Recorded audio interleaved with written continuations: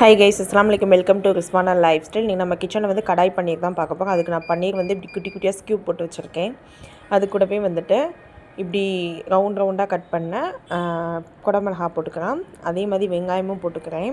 ஸ்கியூபாக cut பண்ண வெங்காயமும் போட்டு இது கூடவே வந்துட்டு மசாலா பொடியும் சேர்த்துக்கலாம். 1/4 டீஸ்பூன் மிளகாத்தூள், 1/4 டீஸ்பூன் வந்துட்டு தனியாத்தூள், 1/4 டீஸ்பூன் கரம் மசாலா, கொஞ்சமாக உப்பு சேர்த்து இதை நல்லா மிக்ஸ் பண்ணி விட்டுடலாம். மிக்ஸ் பண்ணிவிட்டு ஒரு 5 நிமிஷம் அப்படியே வச்சிடலாம். அது ஓரமாக இருக்கட்டும். நம்ம இந்த பக்கம் வந்துட்டு கடாயில் வந்துட்டு எண்ணெய் ஊற்றிடலாம்.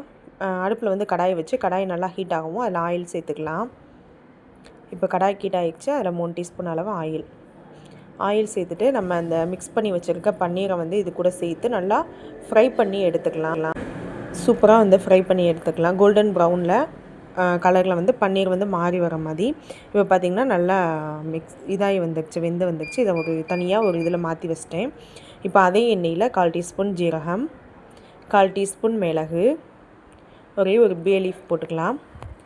இதை நல்லா வதக்கி விட்டுட்டு ஒரு பெரிய வெங்காயத்தை குட்டி குட்டியாக கட் பண்ணி வச்சுருக்கேன். அதை இது கூடயே சேர்த்துக்கலாம். 2 பச்சை மிளகாய் சேர்த்துக்கலாம். 2 பச்சை மிளகாய் இது கூடயே சேர்த்துக்கலாம்.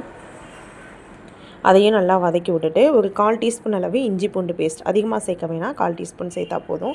அதையும் சேர்த்து நல்லா மிக்ஸ் பண்ணி விட்டு மசாலா பொடி சேர்த்துக்கலாம். 1/4 டீஸ்பூன் மிளகாத்தூள், 1/4 டீஸ்பூன் மஞ்சள் தூள், 1/4 டீஸ்பூன் கரம் மசாலா, 1/4 டீஸ்பூன் வந்து மல்லித்தூள் சேர்த்து கொஞ்சமாக உப்பு, ஒரு பிஞ்சு உப்பும் சேர்த்து நல்லா வதக்கி விட்டுக்கலாம். இதில் வந்து நான் ஒரு சின்ன தக்காளி பழத்தை அரைச்சி பேஸ்ட்டு மாதிரி வச்சுருக்கேன். அதையும் சேர்த்து பச்சை வாசனை போகிற அளவு நல்லா வதக்கி விட்டுடலாம். இப்போ பார்த்திங்கன்னா தக்காளியோட பச்சை வாசனை போயிடுச்சு. நம்ம ஆல்ரெடி வந்து ஃப்ரை பண்ணி வச்சுருக்க பன்னீரை இது கூட சேர்த்துடலாம். சேர்த்து ஒரு 10 நிமிஷம் நல்லா சிம்லேயே வச்சு வேக விடலாம். மிக்ஸ் பண்ணி விட்டுட்டு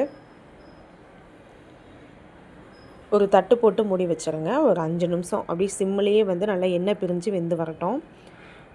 இப்போ பார்த்திங்கன்னா சூப்பராக எண்ணெய் பிரிஞ்சு வந்துடுச்சு. இது கூட வந்து நம்ம வந்து மல்லி இலைகள் சேர்த்துக்கலாம்.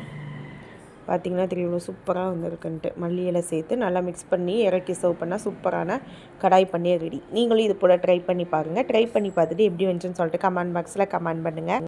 நம்ம சேனலில் ஃபஸ்ட் டைம் பார்த்திங்கன்னா சப்ஸ்கிரைப் பண்ணுங்கள், லைக் பண்ணுங்கள், ஷேர் பண்ணுங்கள். பக்கத்தில் இருக்க பெல் ஐக்கானை கிளிக் பண்ணி வச்சுக்கோங்க. அப்போ தான் நான் போடுற வீடியோ நோட்டிஃபிகேஷனில் வரும். அஸ்ஸலாமு அலைக்கும்.